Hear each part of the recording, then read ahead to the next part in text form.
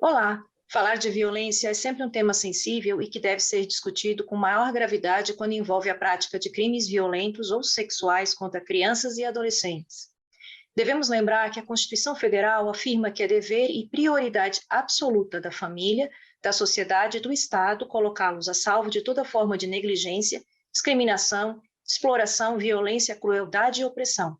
Pensando em como colocá-los a salvo de velhos e de novos tipos de violências, é que o deputado Osmar Terra, do MDB do Rio Grande do Sul, propõe revisar as penas aplicadas aos crimes e instituir novas medidas de proteção à criança e ao adolescente.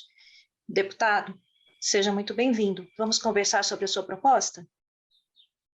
Vamos conversar. Muito obrigado aí pelo espaço, Cristiane. Acho que é um tema que é relevante para o momento que a gente vive e tenho certeza que vamos conseguir avançar nessa questão aí. Deputado, seu projeto é bastante impactante, já que ele vai alterar o Código Penal, a Lei de Crimes Hediondos, o Estatuto da Criança e do Adolescente, a Lei do Sistema Nacional de Atendimento Socioeducativo. O que motivou a sua proposta? Olha, eu trabalho há muito tempo, Cristiane, com a questão da violência, a redução da violência. Eu fui secretário de Saúde 8 anos no Rio Grande do Sul, coordenei programas de prevenção da violência que reduziram o número de mortes violentas, de acidentes de trânsito e de suicídios no Rio Grande do Sul em quase 20%, entre 2007 e 2010. Né? E me dediquei no Congresso, voltando ao Congresso, me dediquei a esse tema. Eu sou autor da nova lei sobre drogas, eu trabalhei na questão do marco da primeira infância, o marco da criança, né, no período no início da vida. Fui autor da lei de prevenção do suicídio, que é uma lei que obriga a notificação compulsória na escola e nos postos de saúde dos casos de tentativa de suicídio ou de automutilação, que é uma porta de entrada, né, aumenta o risco do suicídio. E agora, sim. Exatamente sobre isso é que eu vi que o seu projeto inova. Ele trouxe para dentro da discussão da lei essa questão de crimes praticados em meio digital que induzem crianças e adolescentes a praticar ou suicídio ou automutilação. Você está caracterizando esses novos crimes dentro da lei. Isso, caracterizando e aumentando a pena, né? Porque na verdade não tem claro, esse crime não é caracterizado de maneira adequada até hoje, né? E com a pandemia, com o fato das crianças ficarem mais tempo em casa, ligadas na rede, né? Isso tem aumentado muito a frequência, inclusive chega a ponto de determinados sites combinarem suicídios coletivos, né, de crianças e adolescentes. É um horror, né? Não dá nem para a gente qualificar uma coisa dessa. Então, o que eu estou me preocupando aqui, e trabalhei na lei para isso, no projeto de lei, é para que esses crimes sejam exemplarmente punidos, né? Que a criança que for vítima pela internet, inclusive, de violência induzida a cometer a automutilação, suicídio, a questão também do abuso sexual pela internet, né? Tudo isso está dentro da proposta como penas aumentadas, crime hediondo, não tem progressão de pena, tem que tirar essas pessoas o máximo tempo possível da rua e da internet, né? Para impedir que eles causem vítimas, né? Exatamente isso que me chamou a atenção no texto do seu projeto, essa questão do foco no aumento das penas e o peso que elas estão ganhando, e essa inserção dentro da lei de crimes hediondos, inclusive retirando o direito a pagar fianças e outras coisas mais. É uma tendência e está sendo verificado que o aumento da punição e o rigor na punição são efetivas para coibir esse tipo de crime? Olha, isso é uma discussão filosófica quase, né?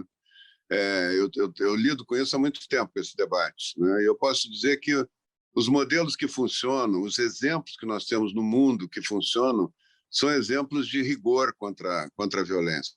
A violência não se trata com luva de pelica, né? A violência tem que ter, a lei tem que ser dura. Os países que têm o maior rigor para controlar consumo de drogas, para controlar tráfico de drogas, para controlar crime violento, são os países que têm os melhores resultados. Eu cito dois exemplos aqui, o Japão e a Suécia. São os países que têm menos homicídios do mundo, menos violência no trânsito, são países que têm menos, enfim, eventos que botam em risco a vida, né? E são países que têm leis duríssimas, né? E há muito tempo, né? Então, eu acredito que não existe outra maneira de enfrentar a violência a não ser fazendo com que a pessoa que vai cometer o crime violento ela pense duas vezes antes de cometer, né? Ela saiba que vai ter uma pena dura, que ela vai ter que pagar caro o que ela está fazendo. Isso faz com que se reduza a violência, né? A Suécia é um exemplo. A Suécia, com as leis duras que tem, ela reduziu, inclusive, o número de presídios. Hoje ela chegou a fechar 6 presídios por falta de presos. As pessoas pensam muito antes de cometer algum crime na Suécia, e aqui no Brasil nós temos que fazer a mesma coisa. Deputado, o seu projeto também volta o olhar para a questão da atuação do Estado e das suas instituições, né? Então, uma coisa que chama a atenção é o fato de você propor vedar as visitas íntimas em instituições socioeducativas, justamente para buscar melhor proteger crianças e adolescentes contra possíveis crimes sexuais. É esse mesmo enfoque? É esse mesmo enfoque. Eu acho que não existe razão para ter esse tipo de visita íntima numa criança, com criança, né? Com jovens, adolescentes. Isso não tem razão de ser, né? E eu acho que isso tem que ter, tem que fazer parte, inclusive, da educação sexual, né? Eu acho que tem momento certo para tudo, ainda mais jovens que estão privados de liberdade por comportamento alterado, comportamento violento. Eu acho que isso tem que ter muito cuidado com isso.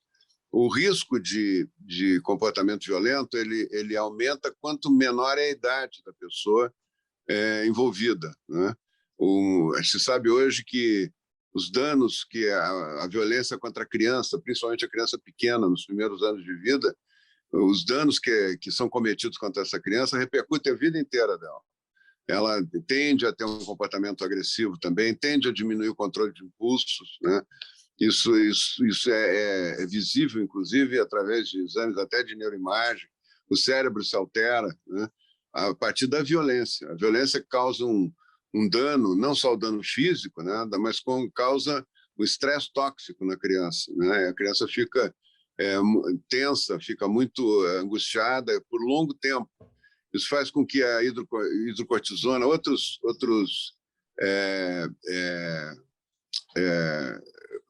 os componentes, os hormônios do estresse fiquem elevados muito tempo, né? E esses hormônios elevados muito tempo acabam causando lesão cerebral, lesão física do cérebro, principalmente nas regiões de controle do impulso, e torna essa criança vítima de violência, ou vítima de negligência, ou vítima de abuso. Ela tem um potencial enorme para ser um adulto que vai repetir o comportamento violento, né? Por falta de controle de impulso. Então, isso tem que ser controlado. Deputado, nossa última pergunta, então. Chama atenção também a proposta de um cadastro de todas as instituições sociais que desenvolvem atividades com crianças e adolescentes junto ao Ministério da Justiça e Segurança Pública, como uma forma de aprimorar essas medidas de prevenção e evitar crimes.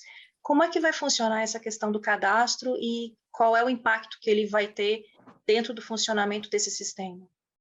Não, eu queria só corrigir uma informação. Não é hidrocortisona, é hidrocortisol. É um dos hormônios do estresse que causa lesão. Ele destrói neurônios, ele destrói as conexões de neurônios, né? Só para corrigir a informação. Mas esse cadastro ele visa dar uma responsabilidade maior e um controle maior das instituições que cuidam das crianças, né? Inclusive dos agentes públicos que cuidam das crianças.